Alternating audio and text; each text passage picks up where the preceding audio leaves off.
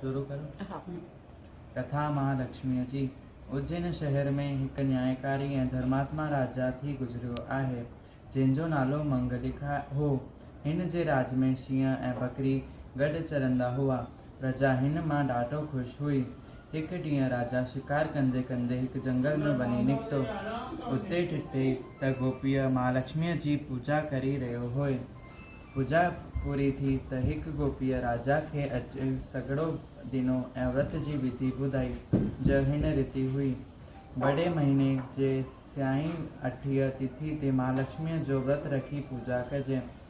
हेड रंग जे कचे सूट जो 16 तंदो वटे 16 गाॾियो ॾेई सॻड़ो ॿधिजे।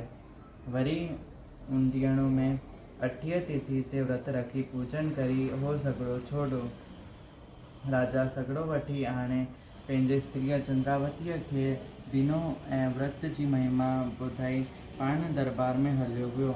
पुठियां संदसि स्त्रीअ अभिमान विच उहो सॻड़ो खणी फिटियो कयो, जंहिं करे हुनखे ॾाढो दुख सहनो पियो।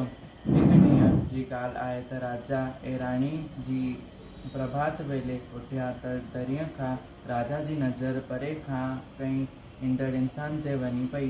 पक करण लाइ हिन राणीअ खां पुछियो, पर राणीअ खेसि चयो त परियां हरण अची रहियो आहे। हिन ते इहो पाण में विड़ी पिया ऐं आख़िर फ़ैसिलो कयो त जंहिंजो कूड़ निकिरंदो सो इहो देश छॾे हलियो वेंदो। राजा हिकु सिपाही दौड़ायो, जंहिं जल्द अची खेनि ख़बर ॾिनी त बराबरि को इंसानु अची रहियो आहे, जंहिं करे राजा राणीअ खे शहर नेकारे ॾिनी। राणी पंधु कंदे कंदे रूपनगर नाले हिकु शहर में अची पहुती। भूख ऐं उन खां व्याकुल थी उन कुंभर वटि आई, जंहिं नियाई मां वेठे खां काढी, जे अधु कचा ऐं अधु पका पीए निकिता, जंहिं करे उतां राणीअ खे घटि वधि ॿुधनि पियो। उतां निकिरी नदीअ वटि पाणी पीअण लाइ आई त जीअं ई नदी में बुक विधई त नदी सुकी वई।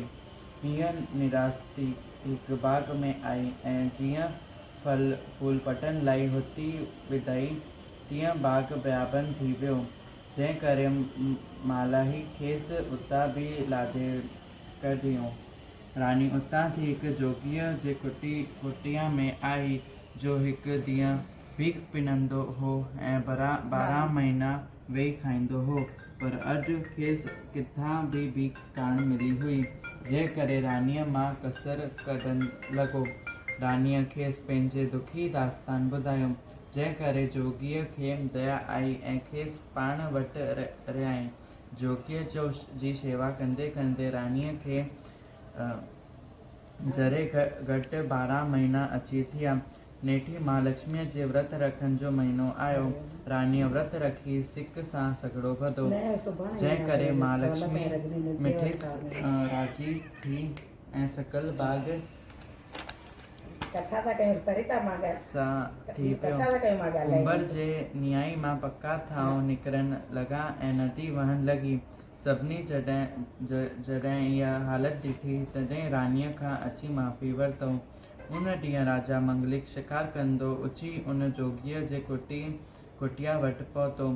उन वक़्तु राजा जी खे उन में ऐं बुख ॾाढो सतायो। चाह ॻाल्हाए उन वज़ीर सां कई, पर वज़ीर खेसि चयो त अॼु महालक्ष्मी जो पवित्र वटि आहे। आटो गिहु ऐं खंडु ॾियो त रोटू पचाए अचां।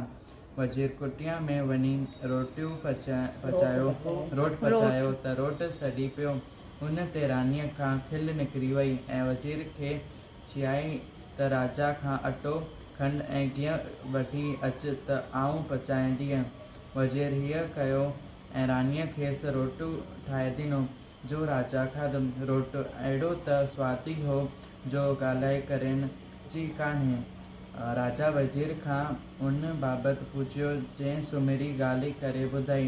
राजा कुटिया अंदरि घड़ियो ऐं पंहिंजी स्त्रीअ चंद्रावतीअ खे ॾिसी ॾाढो ख़ुशि थियो ऐं जोगीअ खां मोकिलाए राणीअ खे पाण सां गॾु वठी रवानो थियो। वाट ते राणी सुकुल नदीअ बाग ऐं कुंभर वटि वई, जिन संदसि ॾाढो सत्कार कयो। बोलियो मां लक्ष्मी माता जी जय।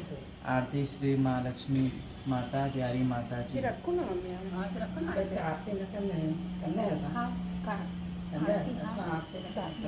महालक्ष्मी की आरती करना। हाँ जी का इधर रखो। इधर रखो।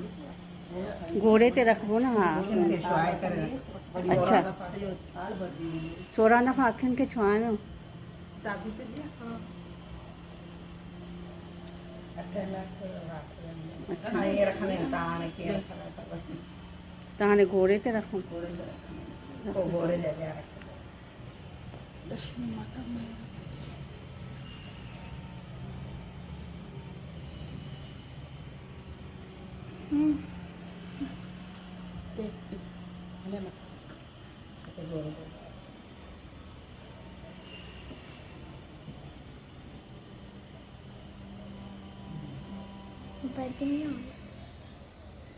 आरती शुरू करो।